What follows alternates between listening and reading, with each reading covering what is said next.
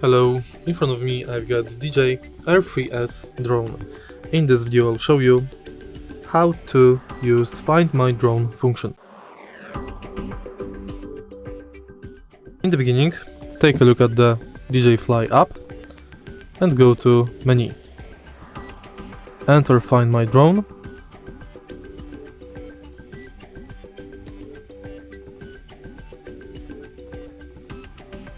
And here you can change map orientation, map mode, you can enter camera view, and then you can start flashing and beeping.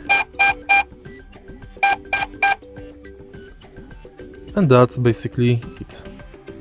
If you find this video helpful, please leave like, comment and subscribe.